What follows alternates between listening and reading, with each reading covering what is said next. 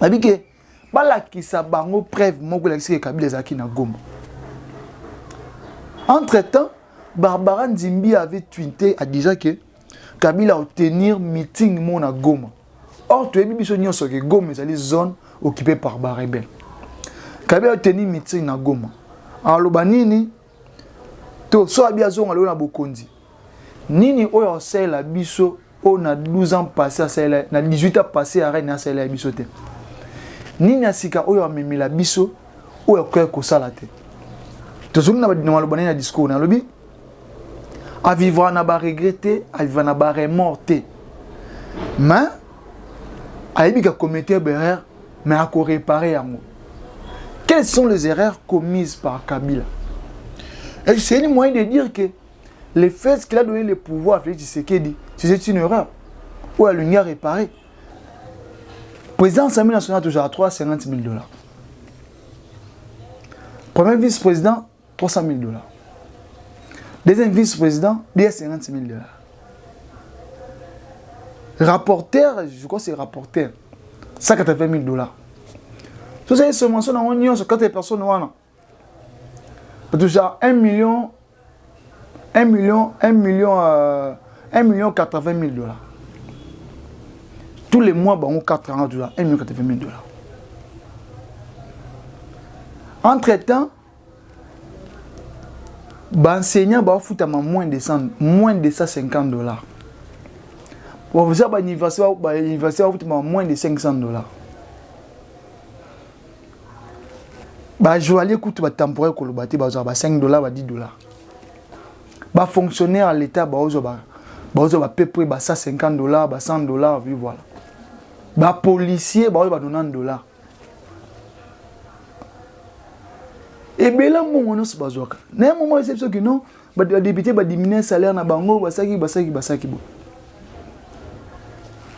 Bon, dirigé biso dans le kouta tiwapi. Et du coup, RFI a dit que le président congolais est à Goma. France 24 également, le président congolais est à Goma. Les journalistes, ils ont positionné Péro Loua affirme que Kabila est à Goma. Pourquoi seulement Goma? Parce que ça va même propos tenu par Nanga. Il a dit, Félix Antoine Tshisekedi, Aza robot na montaki, et puis na zoko rassuré qui n'a démonté. Kabila a dit, na saki berrer, na ko réparer yango. Jassim. Nanga dit, Azaki robot, oyo nga na montaki puis na démonté yango. Tout le monde comprend que lien moreza on dirait lien moreza entre Badir et Nanga na Badir et Kabila. Or les Français disent ceux qui s'ensemble se ressemblent. Bato balo banemo c'est bazana idéologie moko. Donc tomba sur la kato bayo kanaka eza maloba iloba maka. Et aujourd'hui, l'air le bon ndenge na yo tabi ndenge na yo. Je vais vous prouver cela. Le chef de l'État, comme étant le garant de la nation, le chef de l'État n'est pas seulement garant de la nation quand il s'agit de revoir la Constitution. Le chef de l'État n'est pas seulement garant de la nation quand il s'agit de combattre la bien privé, il y a allié, co-disciple. Le chef de l'État est le garant de la nation pour le servir ou pour le bien de tous les Congolais na province orientale, na Kasai, na Bas-Congo, na sud, na nord, tout na sud Kivu. Donc tous les 4 coins de RDC, tout ça na papa moko, tout na garant de la nation, et moko Félix Antoine Tshisekedi. Que tu l'en veuilles ou pas, il est le président de la République. Que tu l'en veuilles ou pas, il est celui qui contrôle et il est les magistrats suprêmes. Il y a beaucoup de choses. Si réellement à côté dans le nord Kivu, tout dans le sud Kivu, et cela accrédite directement le président de la République qui a faire partie d'un groupe armé, un groupe rebelle. Et mettons-nous aussi à la place de Kabila. Si oui, Kabila a foulé, ses pions foulé Goma, ou si Kabila a kotaki Goma, au moins que Otsa Beminaku, Ferdinand Kambere, Chibin, Tebele, membre de PPRD en danger. Amis Bonker Télévision, nous vous saluons de partout où vous vous retrouvez. En tout cas, Joël Mapinga, nous sommes encore revenus pour vous parler de la politique en ce qui concerne l'actualité politique ici au Congo RDC. À la une, les retours de Joseph Kabila, est-il vrai? Est-il un arc ou il y a une stratégie politique? Et de deux tours, comment est-ce que le président de l'Assemblée nationale a déclaré, a subventionné pour retenir bon fonctionnement? Il y a l'Assemblée nationale de Kinshasa et des trois. Nous allons parler en ce qui concerne les rémunérations. Tout ça et là, on dit il faut tout réduire le train de vie à l'institution et puis voilà.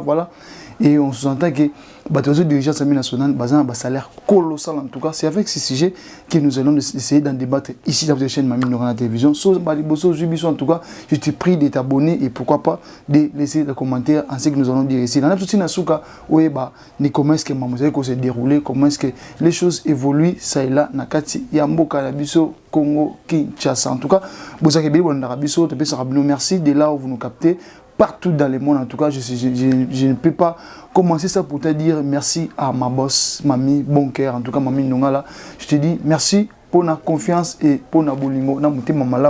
Maman Bonker, aux aranango envers Bisso, Oyayo, pour en tout cas, je salue les sponsors, notre papa Ndong, Malongo Garcia, en tout cas, Ndong Star, notre sponsor, pourquoi pas Gloria, maman, c'est préféré, Sadak, je vois Pasteur, Sadak, j'ai vu prêcher en tout cas, et ça qui a bien Sadak en tout cas, Oumila continue, béni, je te vois, et puis, bien, nous sommes appelés, Bino Mbote, Bino, Ming en tout cas, tout en Angola, Namoni, Rebecca, Da Silva, on appelle Mbote, et Sika Bozali en tout cas, Nzambe a continué, Kopamboula Biso.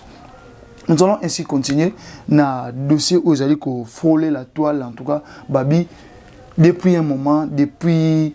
Pour la mouki de 2 jours, il semblerait que Kabila a foulé ses pieds à DRDC où ils allaient droit civique, droit patriotique qui n'a pas surtout comme on appelle na kobi manamboka et puis na zongi, tout comme mieux pour manamboka et puis zongi. Mais c'est fait que l'homme qui a été accusé comme étant les patrons de FCM23, l'homme qui a été accusé à cause de la maître, tout cause de la partenaire, tout cause de la sponsor, en tout cas il y a un groupe rebelle oyo ils allaient coopérer dans le territoire national, en tout cas, ils ont une qui met la Moka Congo, et lui, c'est le président honoraire Raïs Kabange. Depuis un moment, la presse internationale ou les médias officiels,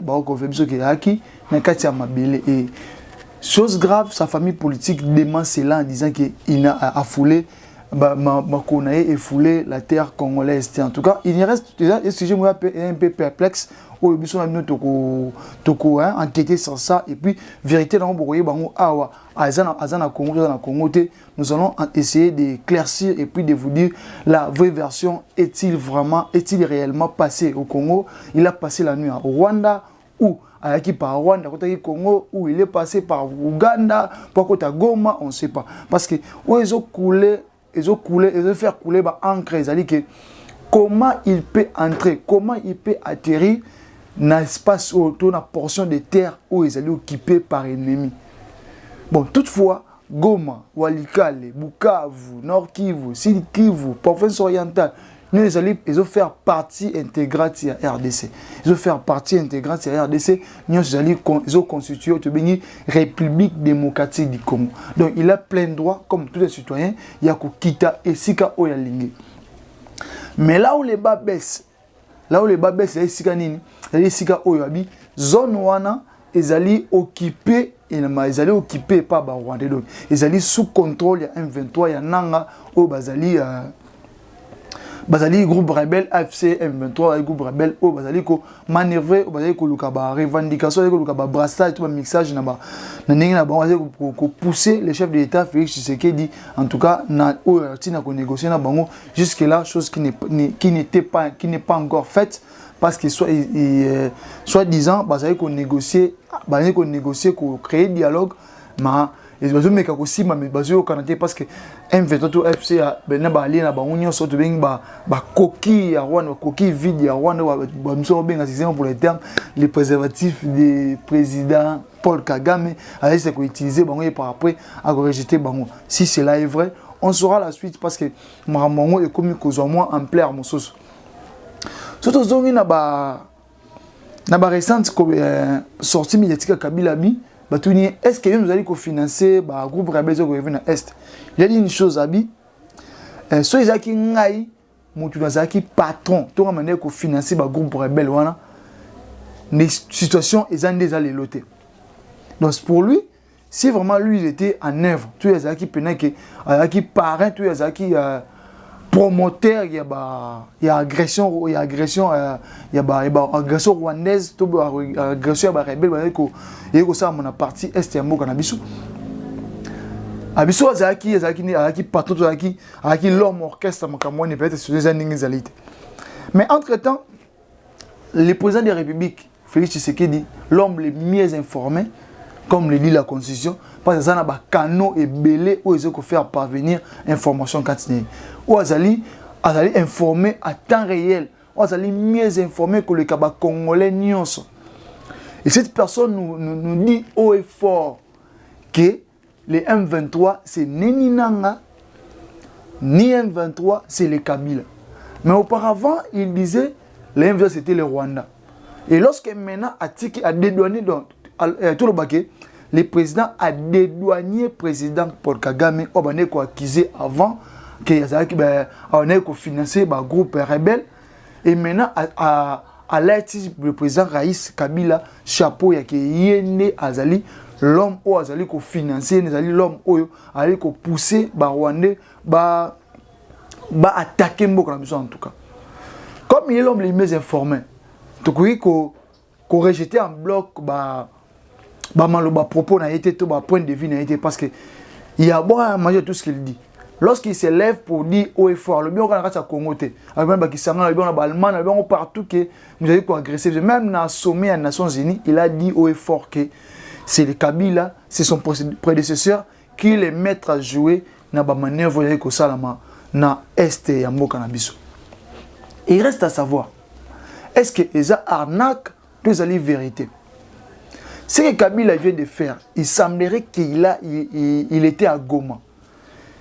Si oui, il était à Goma, et cela c'est une affirmation que Kabila est allié ou il est membre ou il fait partie intégrante à M23 na AFC. Si réellement à côté dans le nord Kivu, tout dans le sud Kivu, et cela accrédite directement le président de la République qui a faire partie d'un groupe armé, un groupe rebelle. Et mettons-nous aussi à la place de Kabila. Si oui, Kabila a foulé, ses pions foulé Goma, ou si Kabila a côté Goma, au moins que ça Ferdinand Kambere, Chibin, membre peut perdre en danger. Pour du coup, communiquer moi officiel au président premier ministre, vice-premier ministre plutôt, ministre de la justice, a fait une publication mon colobi que suspendre PPRD dans l'activité politique nyonso. Et de en avant, saisir bien sur Kabila sur place. Donc bien nyonso to Kabila kinga kati ndakuna limité o nini ça et là suspendre ngo saisir ngo na boko l'état parce que ce que Kabila fait est haute trahison. Entre-temps, le ministre de la justice a incapable de prouver biso que Kabila zaki na kati est na kati Goma, a incapable de monter biso image to vidéo où il explique que Kabila côté na Goma. Cela nous laisse un peu perplexe. Est-ce que c'est l'injustice ou le rendement de compte? C'est l'injustice. L'injustice c'est fait sur base de preuves. C'est sur base de preuves ne pas rendre la justice. Or la politique c'est fait sur base de faits. Alors on ne peut pas condamner une personne sur base de faits alors que la preuve est annoncée. Et cela revient à dire pour que proclamer, tout ça rendre verdict qu'il y a connaissance à Moutou. Ça se fait par tribunal et ça, on a réseaux sociaux. Bisons tu es que Donald Trump a eu le pouvoir en États-Unis. Depuis un moment, a aussi l'ordonnance directement dans le tweet. A tweeté et puis voilà ça.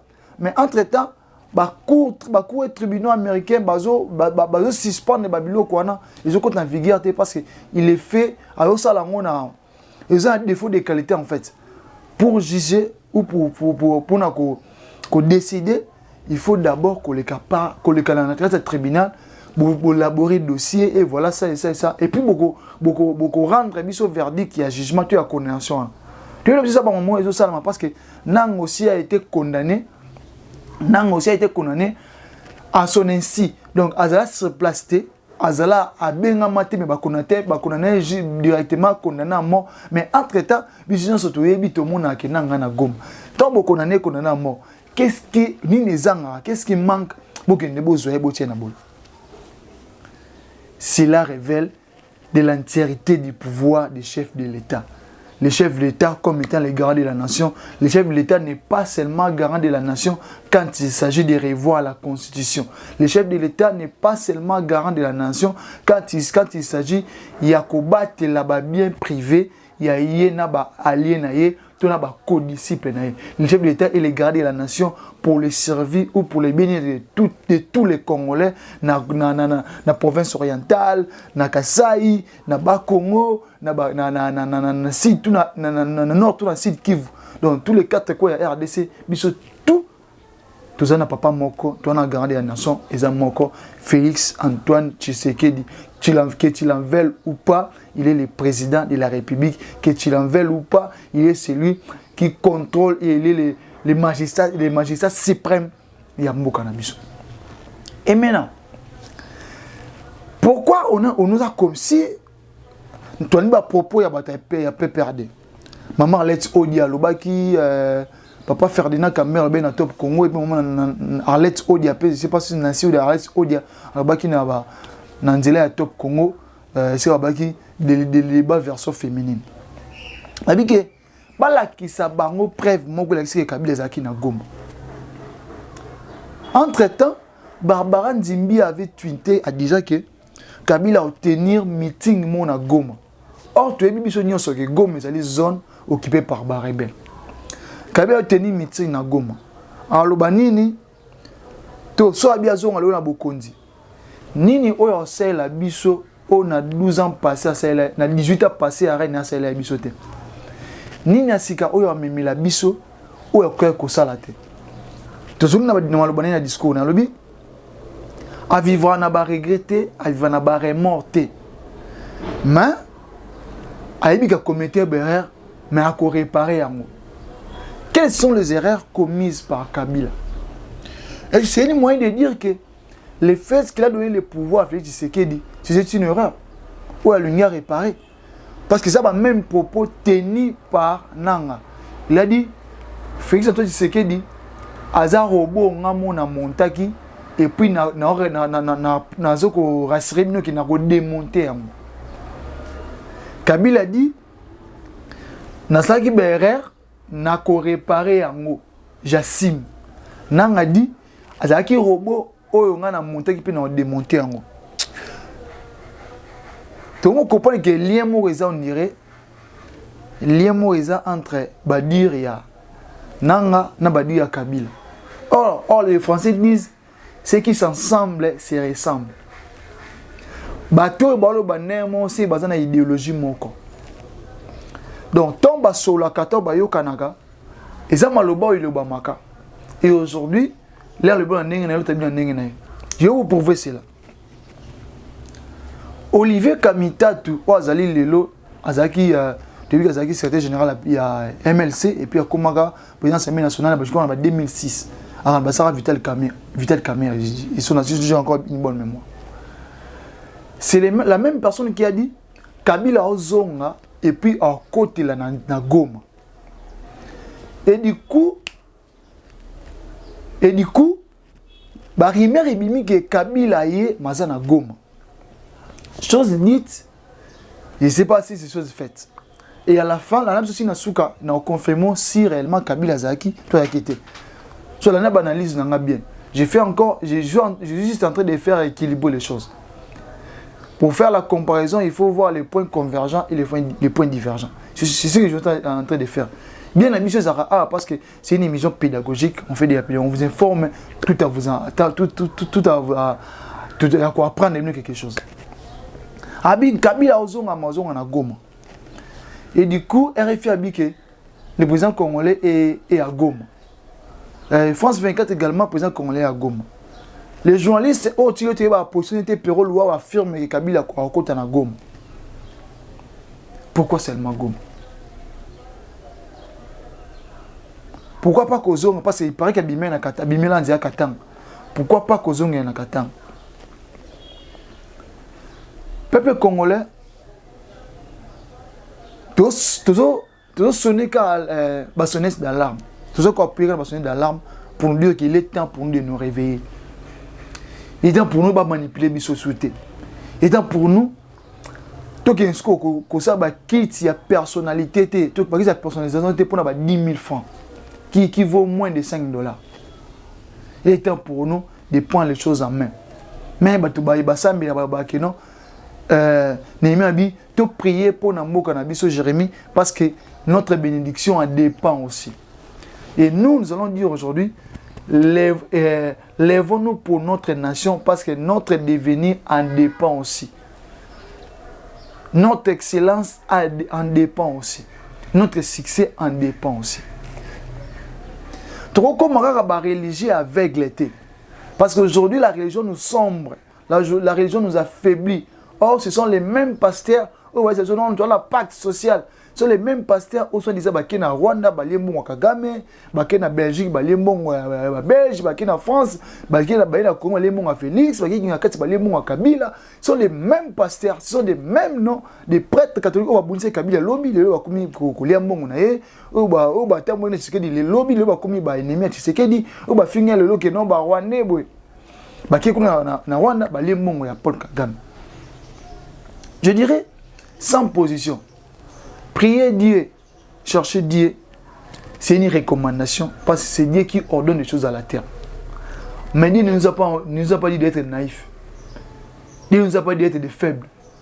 Même la Bible dit dans le livre Ézéchiel, dit que non, les peuples au-delà des pays des deux fleuves, les peuples vont vigoureux, forts. C'est nous ces peuples. Où est notre force? Malgré Banzala. Malgré le chômage, malgré Kolela, malgré auto-vivre, il est encore grand temps de nous éveiller. Il est encore grand temps de nous réveiller, de dire que non, on en a assez, mais on doit passer à autre chose. On doit passer à autre chose. Kabila a fait son temps, il est passé. Congolais, Lucas Congolais a regretté Kayo qui a baillé. Lorsque Kabila a silencieux. Mais c'est même les macamouni. Kabila qui silencieux. Moi je même regretter. Kabila le baraté poani. Tu vois, atika biso na pose en fait. Mais aujourd'hui, à sali kara des sorties médiatiques.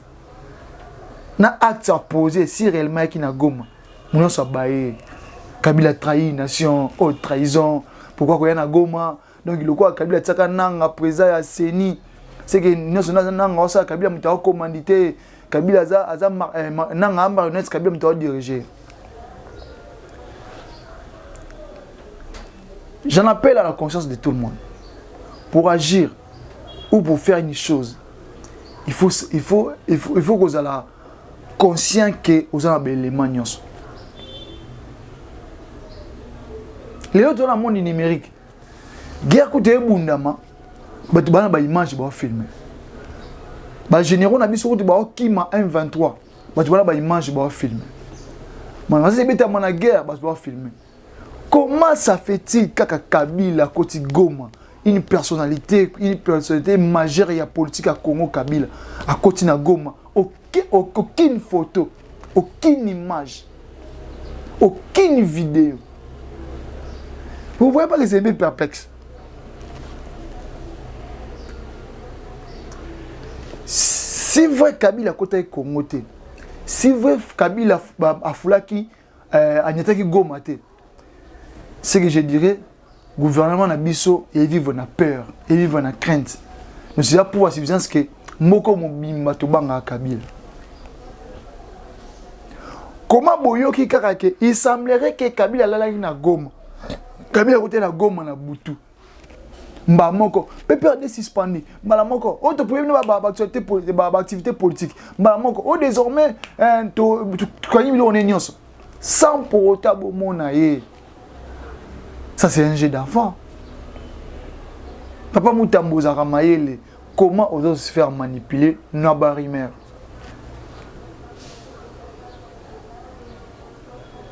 Boza bateau, boza un bâton de commandement.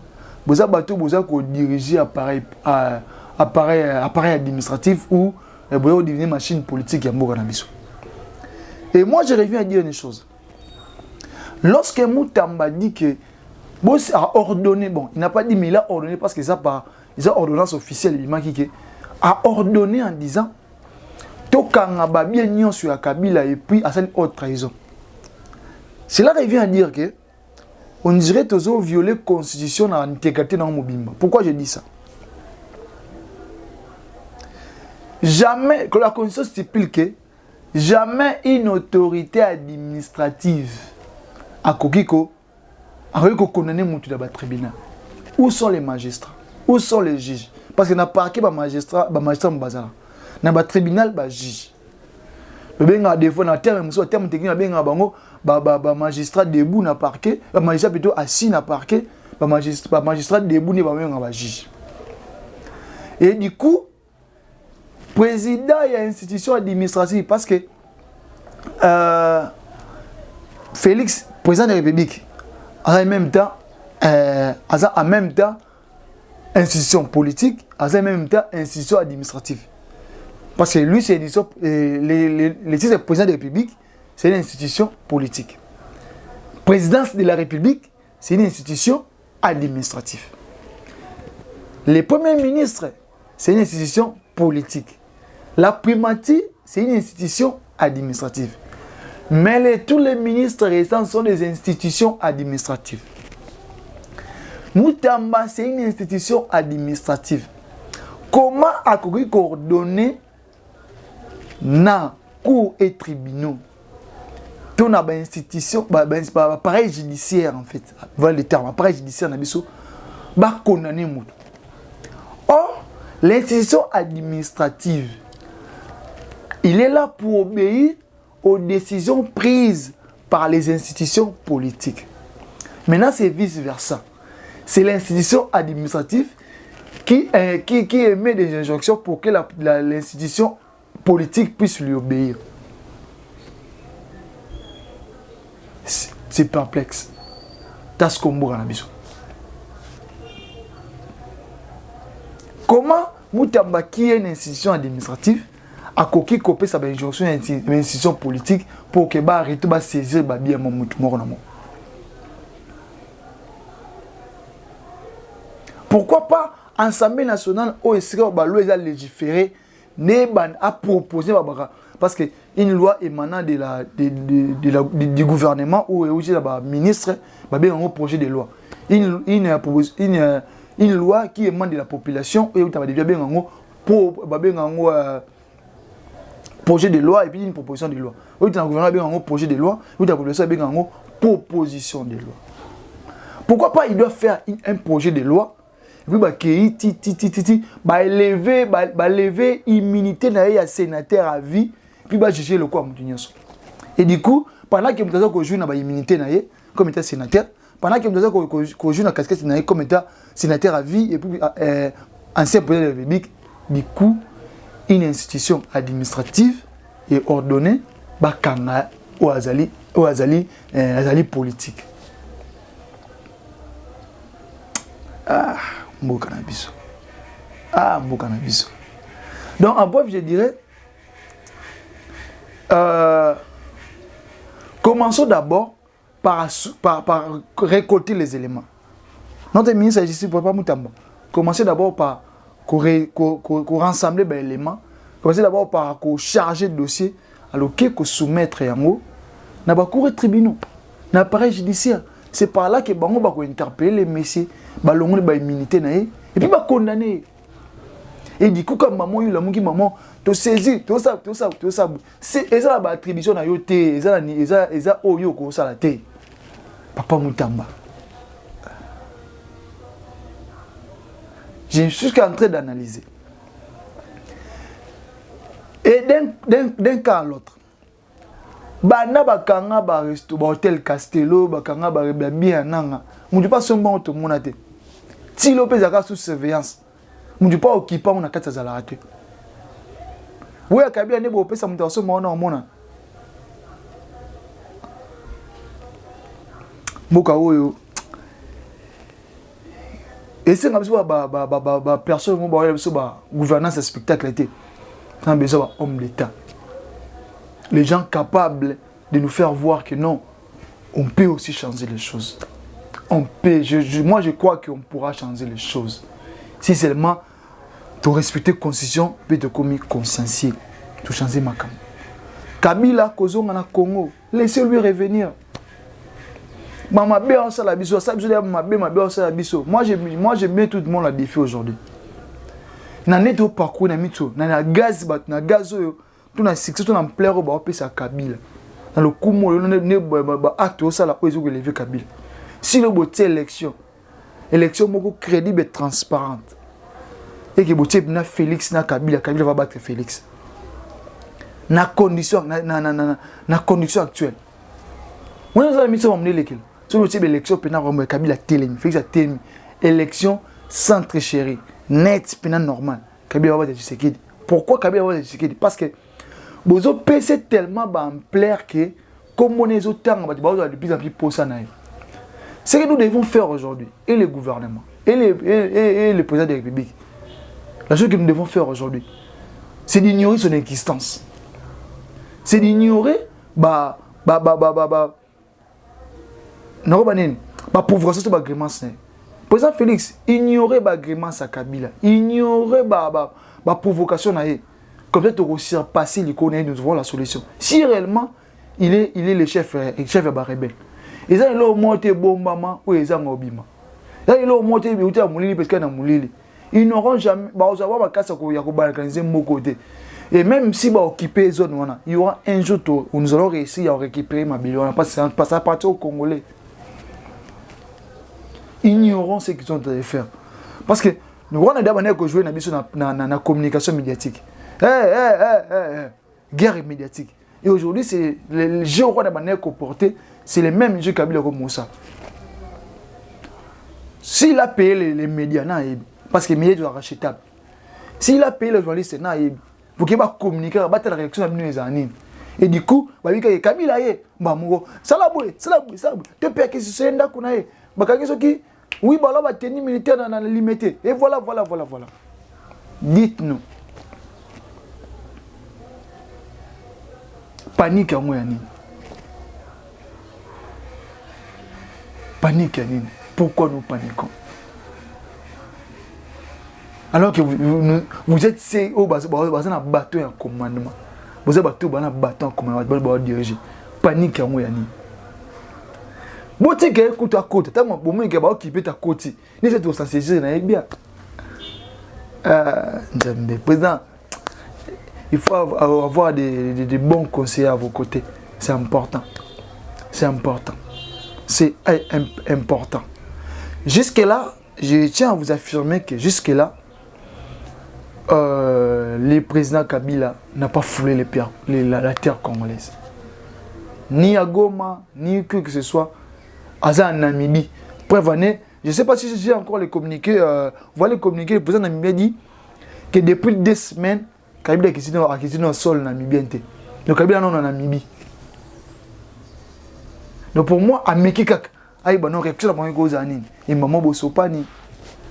Voilà pourquoi tu trouves à manipuler à des loin.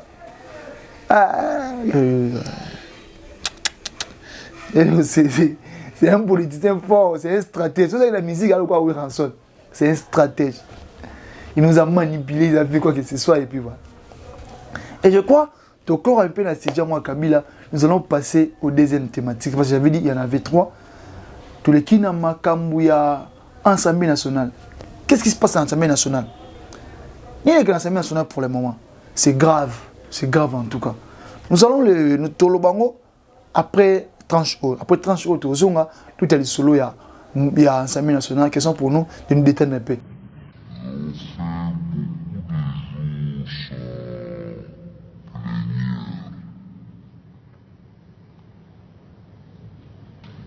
savez très bien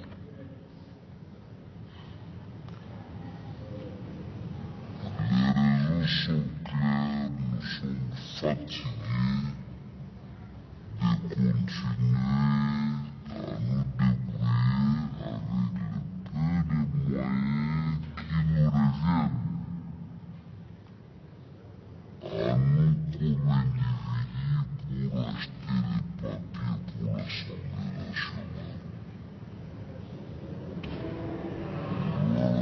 Ça